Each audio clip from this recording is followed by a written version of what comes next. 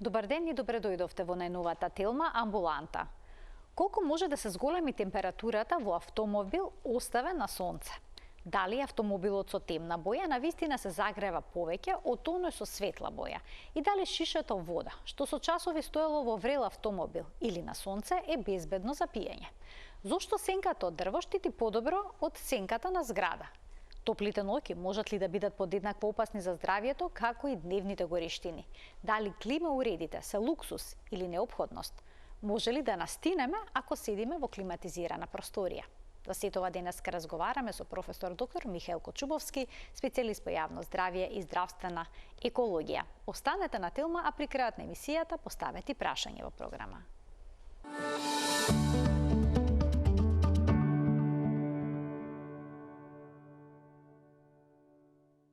За опасностите од летните горештини во денешната телма Амбуланта зборуваме со професор доктор Михаил Кочубовски, специјалист по хигиена и здравствена екологија. Професоре, добар ден, добре дојдовте во телма Амбуланта. Добар ден, поздрав на гледачите. Вие имате објавено 4 труда за поврзаноста на топлината и здравјето и токму поради тоа денеска акцентот ќе го ставиме токму на оваа тема.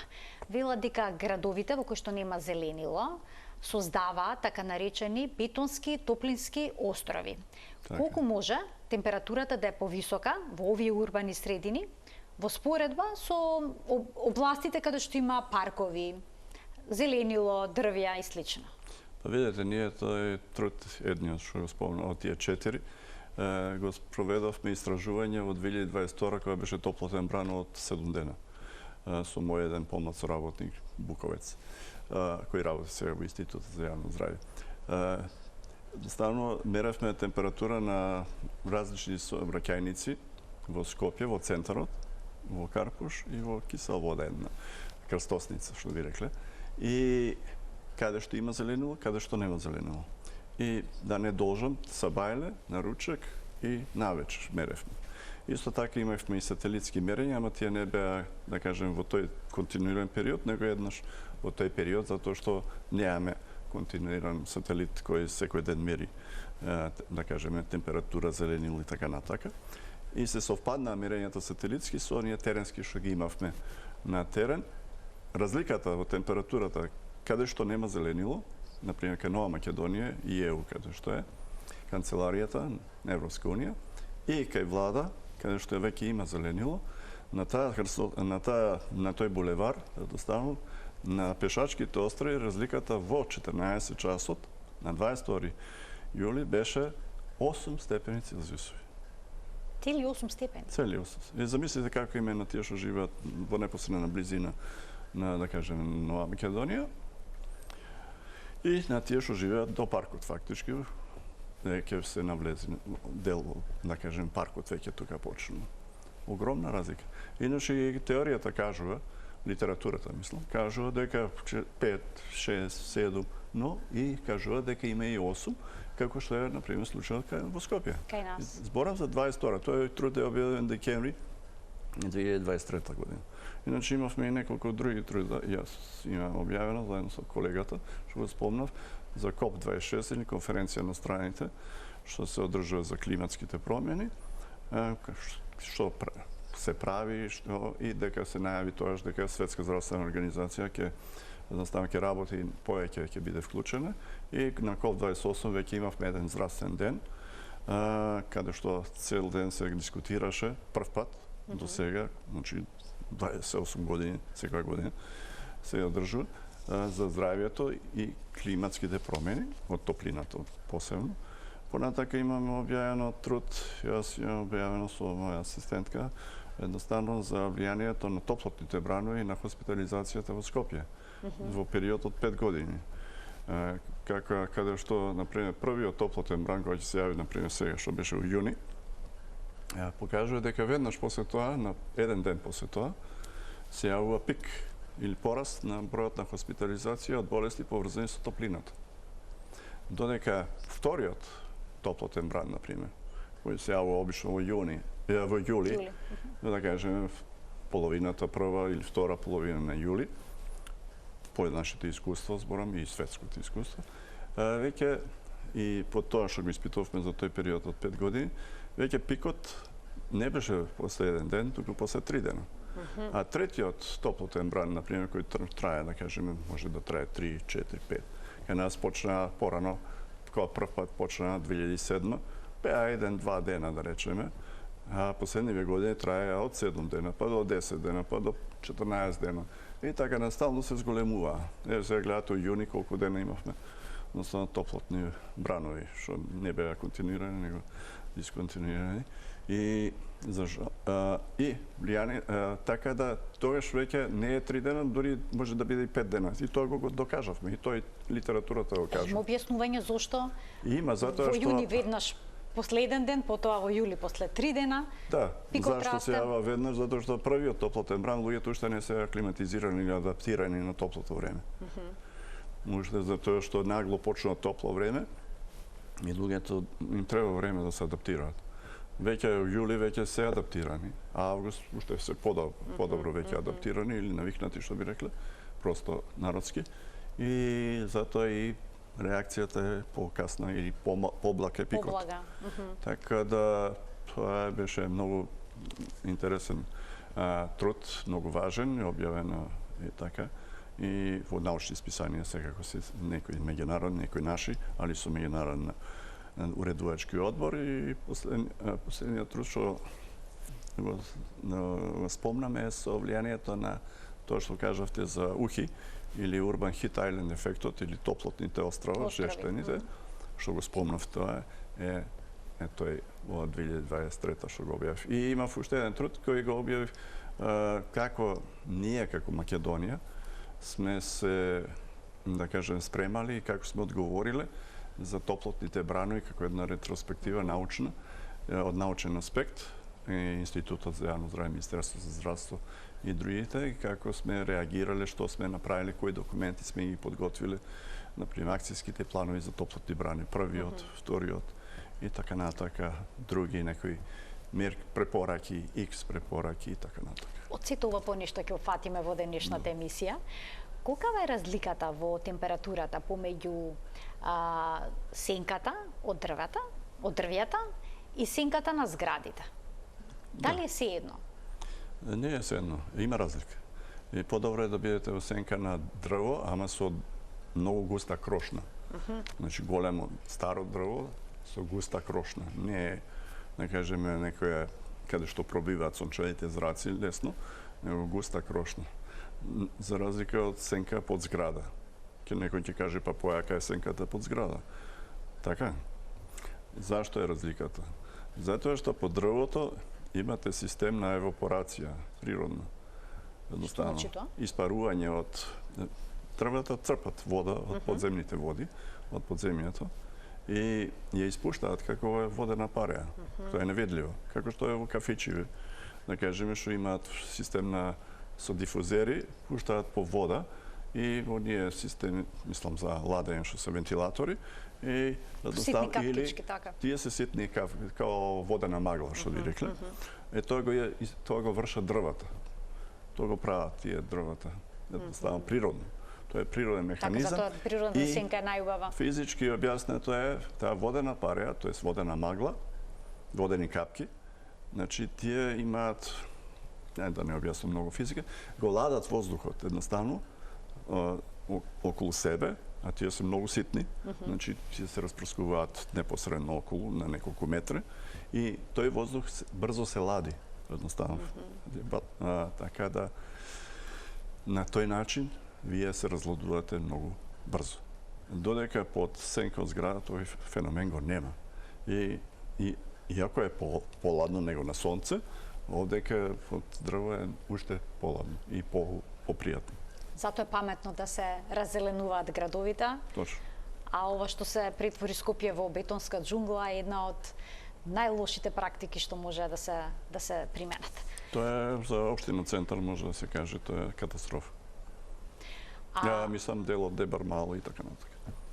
Што се дозволи такво градење куќа, зграда. Мислам, тоа е урбанистичко планирање. Не знам како да го наречам, дали е тоа урбанистичко планирање. А што е со автомобилите? Дали има некаква улога бојата на автомобилот во загревањето? точно ли автомобилите со темна боја побрзо ќе се загреат од автомобилите со светла? Па да, ако ја додуше немав на моја име автомобил долги години, никош не сум купил автомобил со темна боја. Никош. И тоа што ги имавме, стари автомобили и се заставаме и сега нов синов што има, сите се сребрана боја или бела боја. Значи сребрана или бела боја. Зошто? Затоа што ги одбива сончевите зраци, не се загреа возилото, тоест натре, да кажеме, воздухот во возилото. А ако имате црно возило со црна боја, тоаш и чак и црвено, и некои други едноставно бои кои се слични, да речем, не слични по боја, него слични по феноменот да абсорбираат топлината и да го греат возилото, тоест воздухот во возилото. Едноставно разликата може да биде 20 до 30 степени во 14 часот, например. Например, меѓу бело или сребрано, возило со сребрана боја и со црна боја. Толку голема разлика температурна? Да, и затоа умираат, за жал,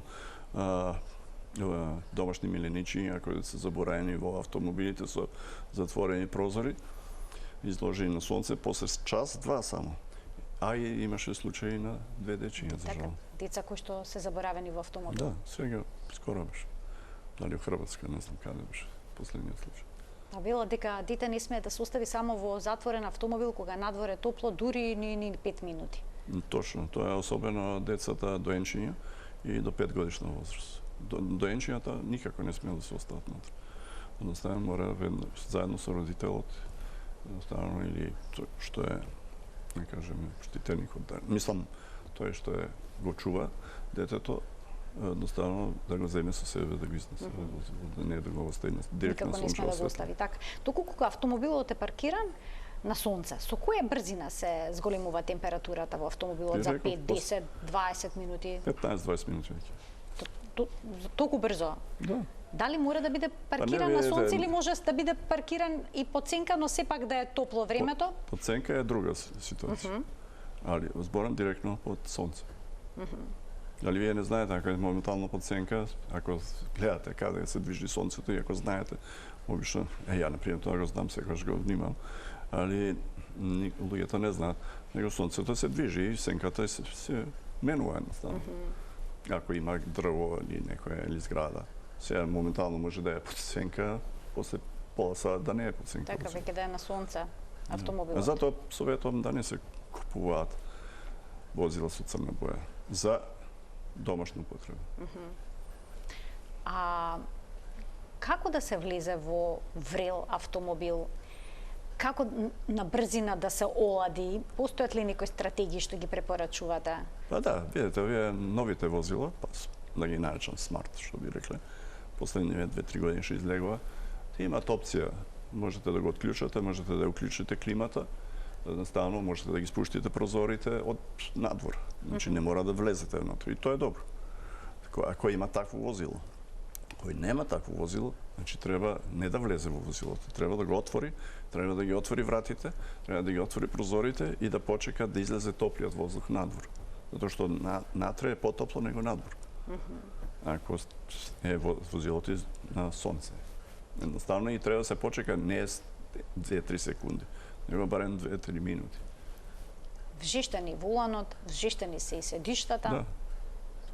Видете, тоа зависи како сте облечени, не е толку страшно. Да кажеме, али проблем е загреаниот воздух.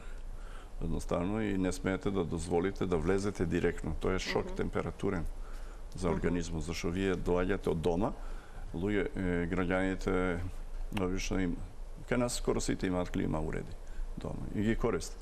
Грот. Јас, например, не ги користам редовно. Само кога е најтопло, само тоаш. И тоа не е континуиран цел ден, да кажем. Навечер не, никако. И мој совет е навечер клима уредите да се исклучуваат, нема да се користи природна вентилација. Да се отварат прозори, преку ден ролетни да се спуштат, ако си има, ако надворешни, ако не внатрешните. Има тие ролетни разни комбинации или те дебели завеси, да не влегува сончева светлина, тоа е топлина, натре и да биде затворен, ali навечер после 12 часот, навечер после полноги, го говорам, Треба да се отворат прозори, ако има можност, да кажеме север, Да се југ, направи исток, промаја. запад, да се направи природна вентилација. И тоа се лади и се бајле до кај 7 часот, едноставно после се затвара и цел ден затворен, додека збораме топло Зошто температура. не советувате да се спие под клима уред? Затоа што тоа е нездрава работа. Зашто е нездрава работа? Право. Луѓето се откриени и зависи од климата каде е поставена. Ако климата директно тој воздушниот проток директно дува кон вашите белите дробови особено, едноставно. Може лесно возрастните луѓе, па и малите деца, али возрастни луѓе, постари луѓе над 70 години да добијат и пневмонија. Затоа што спијат. Едноставно не осеќаат дека се преладени, не преладени да настинати, него се ладат превише организмот, тоест телото, и тоа не го чувствуваат затоа што спијат. Едноставно и доста луѓе добиваат и пневмонија на тој начин. Едноставно.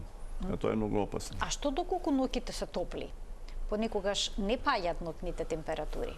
Видете ќе користите климата до 10 часот на, да кажеме, навечер. После ќе исклучите, тоа ќе држи, не е дека веднаш ќе се стопли.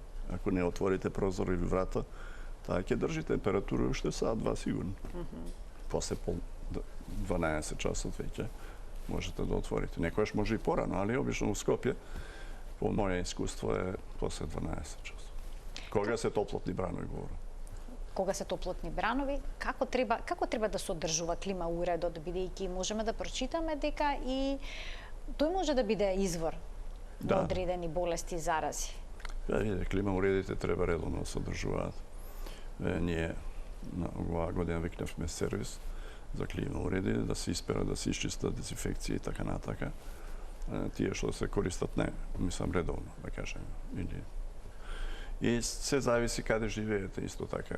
Дали сте на најгорен спрат или на најдолен. Има разлика во температурата. Најгорните спратови е најтопло, најдолните е дури пријатно, чак може и да зависи од ориентацијата, ако не сте на југ, може да не ви треба ни клима. Едноставно уред. Што е сервисерот, али тоа не мора секоја година да се прави. Значи, вие лично, секој, да кажеме, што е собственик на дом, да речеме, на куќа, стан, не е битно, кој има клима уред, треба барем два пати месечно, тие филтрите што лесно се отвара капакот и се вадат и со млака вода се перат под притисок, под млаз. Под млаз вода. И се остават на сонце. Зашто на сонце? За да дезинфекција се направи природно. Чакай, да стане се евентуално кога имало она прашината со млазот ќе се испере, а тоа што се налепило евентуално и што останало евентуално да кажеме на филтерот, не зборам тие што се како мрежи, едноставно тие сонцето за 1-2 часа да речеме, доволно до 3 максимум, сонцето ќе ги убие сите микроорганизми што се евентуално залепени, прилепени, што би рекли. Во западноевропските земји, во неколку западноевропски земји како што е Франција, Германија, се водат жестоки дебати дали да се употребуваат клима уреди или не и покрај топлотниот бран поради глобалното затоплување, односно поради климатските промени. Сметаат дека клима уредите придонесуваат кон покачување на температурите. Но кога има вакви топлотни бранови, вакви жештини, дали може би е ризик неупотребата на клима уред? Видете, историски гледано, ќе ви кажам пример, 2014 бев у Лондон. Студијско патување некоја. А и во Велика Британија исто се води таа дебата за или против. И затоа ви спомнам. И тие прв пат имаат топлотен бран тогаш. Дотоаш немале. Ние се шекувавме со колешката што беше со мене, дека сме го импортирале топлотниот бран од Македонија. Едноставно, тоа е од југот кон северот. Им донесовте жештина. Да. И таа топлотен бран за нив беше 31 степен Целзиус. За нас тоа не е ништо. Во јули. Тоа беше најнормална температура. Значи, за нив е топлотен бран 31. Сега, оние имаат поголеми температури, повисоки од нас. Да. И Лондон, и Велика Британија, и Германија, и Франција, Шпанија. Карактеристично е тоа за нив, природно, они со години. Таква име, да кажеме, географската поставеност. Така да во Германија, например, и во Англија немало потреба од клима уреди. Затоа што имале пријатни лета. Немале повисоки температури од 30. Значи, историски гледано. Сега почна тоа, значи почна, рековме, 2014 во Лондон, например, во Велика Британија. Во Германија сега скоро почна. Еве, сега годинава се жалат. Пора не се жалеа. Знаете ли колку имаат проценти клима уреди во Германија? Само 6% населението. Едноцифрен број беше, така? Само 6%. Речи си никој. Да. А кај нас, знаете колку е? Колку е? 99. Речи си сите. Само тие, мислам, што немаат, али и тие што немаат, да кажеме, многу пари, и тие нешто имаат. Едноставно. Има и природни начини за ладење дома, не мора да има клима. Може и со природен начин на ладење. Придонесуваат ли на вистина климоуредите кон зголемување на температурата и до промена на климата? Па, микроклимата, да, али во урбани средини, во центар на градовите. Затоа, да. Затоа што имате густо поставени климоуреди кои испуштаат топол воздух за да ладат натре, едноставно. И тука во период на кога се топлотни бранови за одреден степен зголемуваат таа температура во тој дел од градовите, например, во Скопје и во сите урбани градови, каде што е во центар, каде што има асфалт, бетон и автомобили многу. Тоа е факт. А дека зголемуваат температурата на глобално ниво, тоа не е точно. Ке ги вклучиме гледачите, доколку сака да постават некој прашање, почитувани, емисијата е контакт на овој момент, а како и досега телефонскиот број е веќе испишан на екранот, професор доктор Михаил Кочубовски, специјалист по хигиена и здравствена екологија, е гостин во денешната Телма амбуланта. Како е нашето тело ја чувствува надворешната температура? Дали влијае и влажноста на воздухот во перцепцијата на тоа колку надвор е топло? Да, убаво го поставивте прашањето. Температурата е битна, но битна е релативната влажност на воздухот, што викаме ние и метеоролозите. Затоа што ако е релативната влажност висока, тогаш субјективниот осет за, да кажеме, што го чувствуваме на многу пониска температура, мислам висока температура, да кажеме ако на 37 веќе се чувствуваме тешко затоа што таа е температурата на телото и после тоа не можеме да се потиме, да се ослободиме и да ја одадеме топлината. Веќе би се чувствувале по дека е многу топло и на 33, да кажеме, или на 34 степени Целзиус. Али за среќа кај нас не е висока релативната влажност. Само е висока кога врне после тоа, например. Така да ние за среќа немаме таква висока релативна влажност, особено во летниот период. Во зимскиот е друга ситуација. Така да кај нас тоа не важи, него не е толку експонирано. Не е толку изразено. Не е толку изразено како например приморските зими. И така каде што е релативната влажност многу висока, например во Анталија кога сум бил на лето во август, и тоа втора половина на август беше нон-стоп топло, но релативната влажност беше скоро 100%, едноставно беше нон-стоп си испотен. Така, нон-стоп. Воден, што би рекли. Имаме гледач на линија, ќе го вклучиме во програма, веднаш потоа продолжуваме понатаму. Добар ден. Добар ден. Повелете во програма сте. Добар ден. Добар ден. Се јавам да го прашам докторот, секогаш кога ќе биде ваква топлотен бран, осеќам главоболка, малаксаност, а притисокот ми е многу низок. Така, па што да се преземе во тие моменти кога притисокот паѓа, а надвор се високи температурите и се чувствува малаксаност. Да, немам сила да одам. Да. Ви благодарам за вклучувањето во програма, многу луѓе се чувствуваат изнемоштено, исцрпено кога температурите се високи. Да, тоа е вообичаено. Јас, за пример, кога работам у двор нешто, секогаш работам до кај 9 часот едноставно и после се повлекувам натре, затоа што директната радијацијата е многу јака, сончева, не само топлината, него и радиацијата таа влијае на човекот и веднаш се чувствува замор едноставно и се чувствува и замор и заради тоа што губите, да кажеме, течност. Се потите, например, оно, губите и минерали, натриум и калиум. И заради тоа се јавува ова состојба и треба вода да се напие секој човек. И тоа не само еднаш. Редовно се пие вода, не континуирано цело време, али повеќе пати во денот да се пие вода, барем 2 литри. А ако работите нешто или вежбате, дури и повеќе, 2,5-3 литри, така натака. Али вода за пиење. Ние, барем во Македонија, имаме вода безбедна за пиење. Од чешма слободно да ја пијат. И препорака е да не пијат ладна вода. Зошто не ладна? Каква на собна температура да биде? Да, најубаво да биде собна температура, да се пушти водата да истече малце. Едноставно и тоа е најблагопријатно за човековиот организам. Зашто ако пиете вода од фриждер, например, ставите во чаша и ја испиете, луѓето да се оладат брзо, ќе испијат веднаш чашата, така? Да, никош сме вжештени, ќе дојдеме од надвор, препутени препутени и една чаша ладна вода на екс. Тоа е грешка што ја правиме и повеќе тоа ја прават. Затоа што тоа е ладна вода, да кажем, од, да кажем, околу 12 степени можда и можда и половина дори. Организмот е навикнат и внатре, мислам во телото е 36, негде 36,6 да кажеме, степени Целзиуси. Не викам дека треба да пиеме 36 степени Целзиуси, значи негде барем да е 25-6. Да, нешто помеѓу. Да, нешто помалку, али не е многу ладна, не е 12 степени, едноставно или под тоа.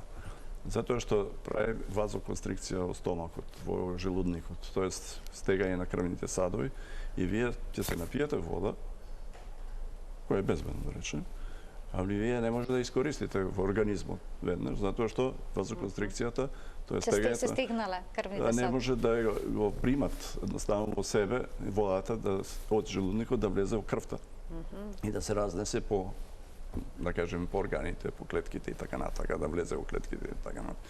Веднаш, зашто треба време. Организмот троши енергија и време за да ја загрее водата што е внатре, која е ладна, за да може да ја искористи. Губите време, губите енергија, непотребно затоа што правите грешка. Значи на малку пониско од собната температура. А башка е што некој може и да настигне едноставно на тој начин. Тоа е друго. Ќе се задржиме уште малку на водата, но претходно ќе ги вклучиме и гледачите. Добар ден. Добар ден. Во програма сте, повелете. Еве, има проблем, ние што имаме притисок, постари луѓе кои што имаме терапија за притисок. И сега гледаме дека во лето таа терапија не е иста како терапија во зима. Значи треба да имаме две терапии практично. Треба да имаме една терапија за летни периоди за горешни, друга терапија за зима. Колку е таа разлика? Дали има тука големи разлики во тие притисокот на човекот и температурата и надворешната температура. Така, ви благодарам за вклучувањето во програма. Се случува пациентите кои што се пред на кардиоваскуларна некоја терапија за покачен крвен притисок да имат потреба од незино менаџирање, промена во текот на топлите денови. Па да, видете, тоа е поврзано со количината на вода за пиење. Во зимскиот период не ви треба толку вода, например, колку што е во летниот период, што е нормално. Очекувано и треба да споише да се пие вода во летниот период. Сега некои мислат дека на тој начин ќе се качи притисокот. Нема да се качи притисокот. Ако пиете вода од чешма, зборам. И ако пиете, да кажем, минерална вода или изворска вода од наше производство, од македонско. Затоа што нема многу натриум во нашите води, превише, кои би го покачиле крвниот притисок, така да, одноставно, дали е пакувана или е вода од чешма, слободно може да пијат и понатака, а дозата, тоест терапијата, што е дозирањето, тоа зависи од матичниот или кардиологот, односно интернистот кој ја препишал терапијата. Така да тоа консултација со нив. Значи, затоа постојат и за зимскиот период и за летниот период, евентуално некој, да кажеме, да се подеси. Модифицирање. Да се подеси дозата, да се зголеми, да се намали и така натака. Али реков, вода треба да се пие. Зашто, еве сега, например, со зборење губам вода. Тоа е таа перспирација сенсибилис, што е невидливо, едноставно некои повеќе, што викаат, дури плукаат. Да, плукам. Мисля да не е плукање тоа, али тоа се тие капки, како што спомнав за дрвата. И овие кафичите што се дифузерите, така и ние сме дифузер на некој начин кога говориме, затоа што ова е влажна средина внатре во устата, во грлото, и кога говорите, тоа се ситни, невидливи капки се испуштаат. Токму затоа секогаш имаме чаша вода покрај нас. И затоа треба да се пие вода. Кога се говори малце подолго, неколку минути, веќе губите вода и треба да се напие човек вода. Така. И сега... Зашто веќе осеќате дека нешто, не осеќате да е можда жет, али осеќате дека во устата некои промени има.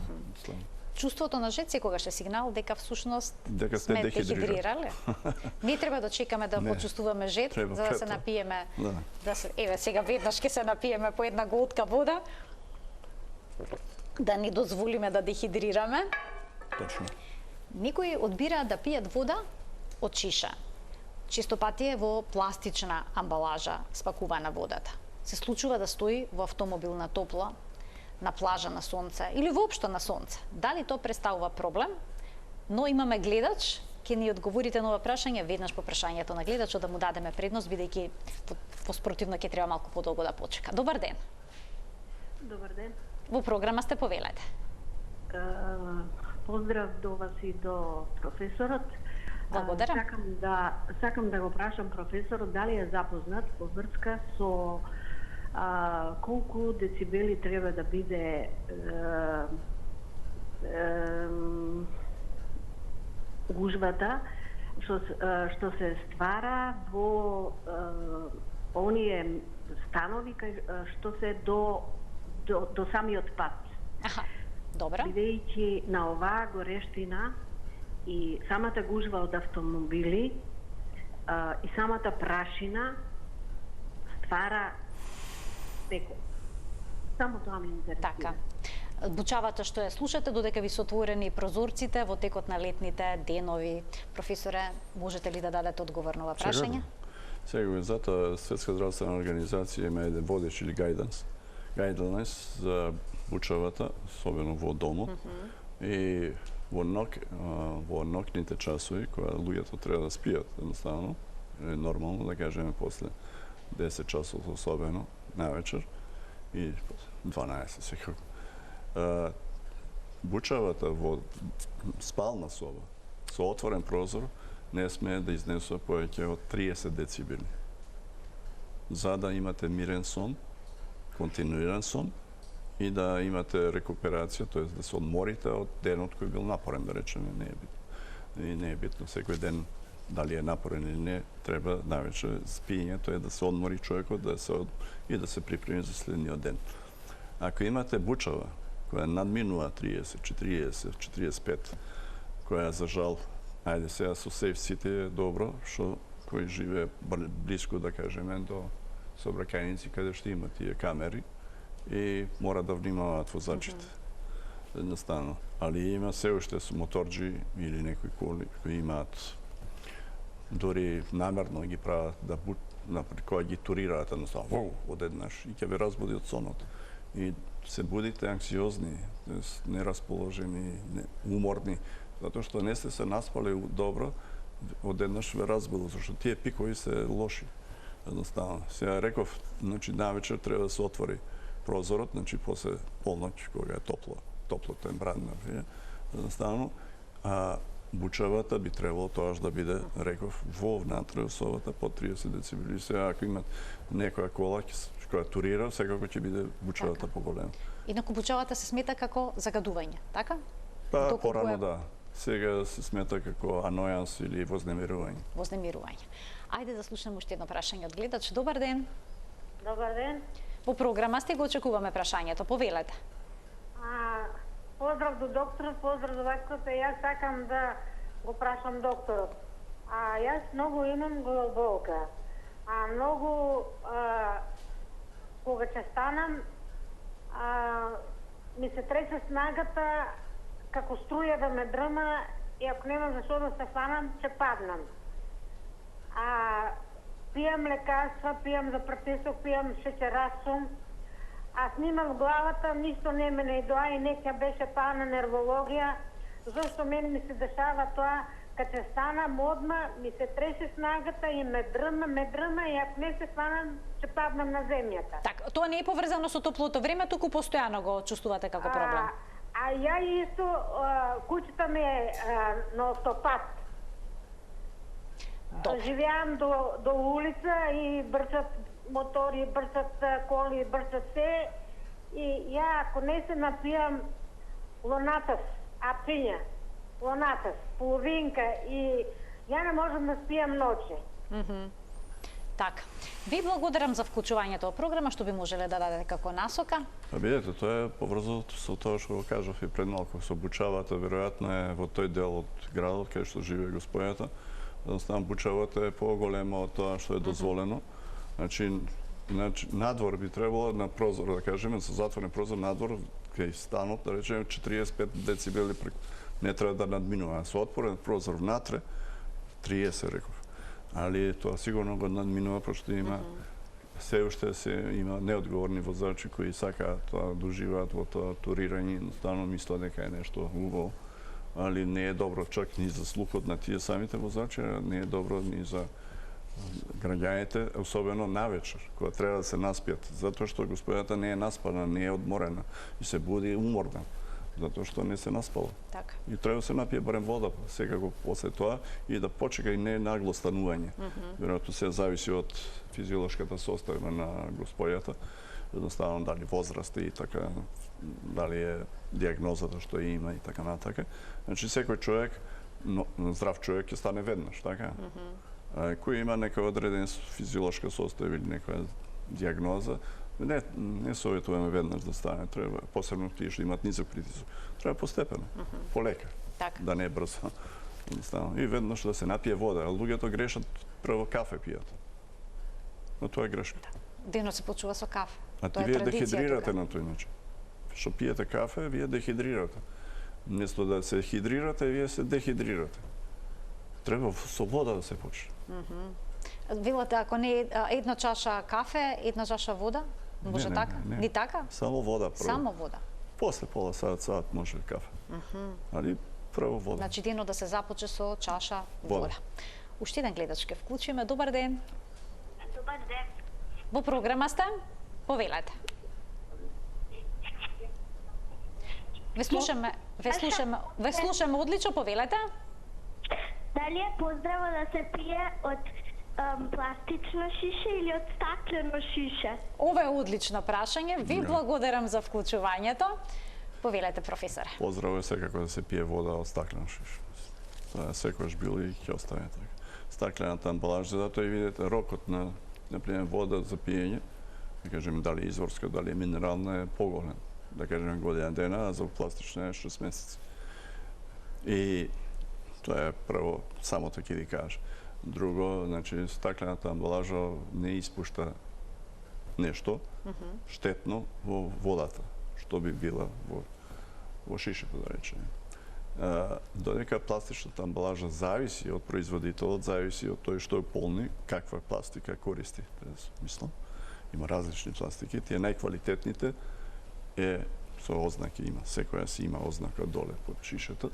Едноставно, обично нашите производители користат така, да кажеме, пластика која е поскапа, но е поквалитетна и таа не би требало да испушта, да кажеме, штетни материи. Но, на секоја пластична, да кажеме, шиша, пластична, на висока температура, директно на сонце, може да испушта после известно време бисфенол А и други некои штетни материи кои ги има во својот состав самата амбалажа на шишата. Та пластичната маса што е направена. Така да не советувам во возило кога сте. Да, што ако го заборавиме во возило треба термос. Аха, во термос. Во термос не е најдобро. А ако сме го заборавиле шишето со вода? Ќе историте. Нема пиење, така? Не, никако. Или на плажа сме па се загреало? Не. Или го носиме со себе, па ќе се напиеме, веќе е топла вода. Термос. Ако видите, ако го носите со себе, вие не е директно изложено на сонце. Што го држите во себе, во ташна и така натака. И вие треба да го испиете во рок од час-два, едноставно. До 3 часа не е проблем. Али што почесто, видите, се е проблем со загадувањето на водата, не само од овие составот, туку и од пластиката. Изборевме порано за микропластика, па почнавме за нанопластика. Сега да говориме. Уште помала. Што е тоа? Тоа се честички кои не се гледаат со голо око. Треба многу јак микроскоп за да може да ги видите. И нема уште стандард кој дозволи колку треба да има. И се замислите, вие отварате пластично шише. Не има капач. И тоа е пластично, така? Како го отварате, одредени честички влегуваат во водата. Со отварање и затварање на капачот. Што поише отварате, затварате, поише ќе влезат. Значи здраво е не да испиете одеднаш, али не многу често отвори-затвори да си играте со, ако веќе имате пластично шише. Мој совет. Така, а во однос на термосот и оние метални шишиња и безбедноста на топлото време? Термосот ја одржува температурата и ако е термосот квалитетен, е безбедно. Така, уште еден гледач имаме, кој што очекува да се вклучи во денешната Телма амбуланта. Добар ден. Добар ден. Добар ден. Во програма сте, повелете. Ве поздравувам од Битола се јавувам. Го Благодарам. поздравувам професорот и вас. Ме интересира за Сабајле, дали е грешка да се пие топла вода или ладна вода? Кога ќе станете наутро? Да, Добро. кога ќе станеме наутро. Ви благодарам за вклучувањето во програма. Видете, ако мисли на топла вода загреана, не никако. А ладна вода од фрижер никако, значи температура на домашна на собна да температура. наполниме чаша вода Пуштите и чешмата Добро. да се измие, мислам да се истече, барем минута-две, особено наутро, за да истече таа вода што е во цевката, да кажеме домашна. Не само од чешмата, него домашната инсталација, значи минута-две да истече и после тоа се напуни чашата и да се напиете. Грешка ли ако од бойлер се напиеме млака вода? Грешка е. Грешка, тоа не сме. Па, во бойлерот може да замислите после одредено време што би се натре, што се собира и така натака. Сега, може ли да претераме со пиење вода? Може ли да се прехидрираме? Да, тоа е екстремни случаи. По екстремни случаи, така? Тоа ако некој намерно и даде превише вода. Но вака не сте сретнале. Не. Обично сите се повеќето се дехидрирани. Видите, може ако е пациент со ментално заболување, психичко заболување, може. Али тоа се екстремни случаи. Така. И ако видите, така и тоа не го кажавме, луѓе што имаат ментално заболување или психичко, да кажем, некој заболување психоза, некоја, нивните терапија едноставно влие на тоа дали треба да пие или не треба. Не знаат, едноставно не се свесни.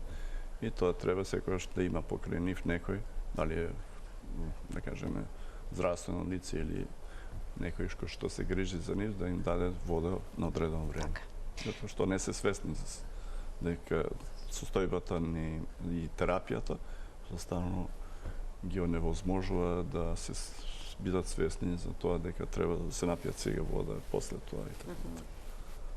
За сопствените потреби. Да. Споменавте дека центарот на Скопје всушност има многу висока температура, значи микроклимата е таква. Да. А кои делови на градот имаат најдобра, најповолна температура? Периферијата. Периферијата? Периферијата, каде што има зелено сега. Има голем, тоа имавме уште Светска здравствена организација, правевме една студија во која исто така направивме тие за урба, уште пред поише од 10 години, за УХИТО, што го спомнав. И уште тогаш Скопје се гледаше, например, на картата, црвено, да кажеме, центарот и пошироко. Не само центарот, него пошироко. А веќе на периферијата, друга боја, да кажеме, зелена, пласина и така натака. А особено навечер. Навечер тој радиатор ефект што го спомнавме, останува дока и полнок сигурно во центарот, додека на периферијата тој радиатор ефект веќе го нема. И например таму, например, на периферија на Скопје ако живеете, веќе после 10 часот е попријатно веќе, да кажеме. Или во другиве градови, например. Вие го немате тој проблем навечер. Таму е Евгелија, например, еве спомнам. Највисоки температури се највисоки температури таму. Али таму навечер не е толку проблем, има, да кажеме, побрзо се лади. Затоа што нема тој радиатор ефект или ухито е затоа што нема многу бетон. Нема многу возила, нема бетон, нема асфалт многу. А има доста зеленило. И тоа го спомнав Евгелија, например, али другите исто се помали места каде што има многу зеленило, брзо се ладат, навечер е пријатно. Еве Охрид, например. Иако има доста сега градби, сепак навечер е ладно дури. Ако не се обречете, така, може да засвежи таму. Пиле, знаете, Охрид. Так. Но и таму малку е променето во однос на малце пред 15-20 години, малку е веќе потопло. Како спомнавте, температурата на Охридско езеро се за 4 степени Целзиусови пред недела дена, да речем, измерена, е потопла него во историски период уназад години. Тоа не е малку 4 Целзиусови степени. Да, али се уште е ладно, тоа е, например, 24 степени, тоа и не е пријатно за капење можда, али можете да се капите. Така. Али, например, порано Охридско езеро било се капиш крајот на јули и август. Така. Сега веќе можеш да се капиш веќе уште малце, уште некој ден и може да се капиш без некој голем проблем. А порано тоа не беше можно. И јас сум идел често во Охрид, и луѓе што мерат температури и така натаму. Еве за морињата исто има. Факт сега баш кажа дека за 0,7 степени Целзиусови морињата во светот, според ние немаме море. Се покачена температурата во овој период од годината во однос на историски годините уназад. Значи на светско ниво се качуваат температурите на морињата, на езерата и така натаму. Така, а тоа значи дека треба и на воздухот, амбиентниот воздух. Треба да се приспособуваме, треба да и да се преземат мерки. Мерки, така, тоа е најважно. Ја бев ангажиран преку Светска здравствена организација како консултант, го изработивме вториот акцијски план за топлотни бранови. Минатата година беше усвоен од владата. Јас го водев тој процес и тоа е ние првиот акцијски план го направивме 2011 уште со колегата Кендровски, кој работи сега во Светска здравствена организација. Едноставно и ние овој сега второ издание да го наречам, едноставно акцијски план. Ние сме втора земја во Европа што има веќе ревидиран акцијски план. Австрија пред нас неколку месеци го направи тоа и ние. И фактички е еден од најдобрите акцијски планови во Европа. Сосема накратко, на што е ставен акцентот? Па видете, акцентот е ставен како и порано, да кажеме, како се алармирањето, како совети, кој што треба да прави, која институција што треба да прави. Но сега имаме плюс и мониторинг. Мониторинг на здравствените ефекти и во, да кажеме, градинки, после домови за стари лица и така натака, и станови каде што имате градинки се малите деца кои терморегулацијата уште не им е доволно развиена. Знаете, до 5 годишна возраст особено. Да не збориме оние. Таму е неопходно да биде климатизирано во градинките? Да. Али треба, видете, не спомнавме температурата внатре не смее да биде пониска од 25 степени за летниот период кога се топлотни бранови. А ние сите вклучуваме клима на 17, на 18, на 16. Тоа е грешка. Тоа е опасно по здравјето на луѓето. Видите, прво можете да бидете пневмонија, бронхит и така натака, затоа што долго сте изложени, заспивате и тоа што спомнав. Тоа не е нормална температура за човекот. Идеална температура во работна средина или во домашна средина е 21 степен Целзиусов. Но тоа е идеално, зборам. И не треба да оставате на 21. Него кој е топлотен бран, треба да оставате на 25 максимум. Мислам, не пониско. Не пониско 25. Никако. кое е топло, многу топло време, никако пониско од 25 степени. Значи, за време на топлотни бранови, климоуредите да не бидат никош вклучени на температура по 25 степени. Со ова всушност го заокружуваме денешното издание на Тилма Амбуланта. Сакавте да додадете уште нешто, сосема накратко? Па бидете, тоа е поврзано и со енергетската потрошувачка, али најбитно е за заштита на здравието. Тоа е. Затоа што ви реков, човекот е адаптиран на нормална температура, не на ладно. Ние не сме, да кажем, навикнати на овој географска широчина, на сибирски температури и така натака, или на едноставно на некои други. Затоа треба да се внима климата на 25 степени, да се исклучи навечер, кога се спие и да се природна вентилација и да се пие вода редовно. Професор, ви благодарам многу за вашето денешно гостување во Тилма Амбуланта. Навистина корисни совети и препораки во овие исклучително жешки денови. Благодарам. Почитувани, ви благодарам и вам што бевте заедно со нас и ви посакувам пријатен ден.